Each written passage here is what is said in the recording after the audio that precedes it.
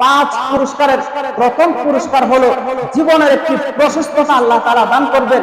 জীবনের উপার্জনের মধ্যে আল্লাহ রাব্বুল আলামিন তার প্রশস্ততা দান করবেন।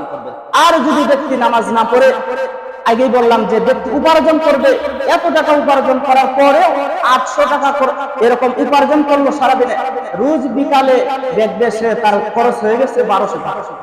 কারণ ওই আল্লাহ তাআলার বিধানকে মানে নাই। তো ব্যক্তি যখন 5 ওয়াক্ত নামাজ পড়বে, 5 পুরস্কারে আল্লাহ সুবহানাহু ওয়া তাআলা পুরস্কৃত করবেন। 1 নাম্বার পুরস্কার হলো ব্যক্তির ধন দৌলত এবং জীবনের প্রশস্ততা দান করবেন। 1 নাম্বার পুরস্কার কি? ধন দৌলত, উপার্জন এবং জীবনের মধ্যে আল্লাহ সুবহানাহু ওয়া তাআলা প্রশস্ততা দান করবেন। দ্বিতীয় পুরস্কার, ব্যক্তি যখন দুনিয়া থেকে বিদায় নেবে, বিদায় নেওয়ার পর ব্যক্তিকে যখন কবরস্থ করা হবে, সেই ব্যক্তি ওই কবরের আযাব থেকে রেহাই পাবেন। সুবহানাল্লাহ। তৃতীয়ত, ব্যক্তিকে আল্লাহ রাব্বুল আলামিন ডান হাতে আমলনামা দান করবেন। সুবহানাল্লাহ।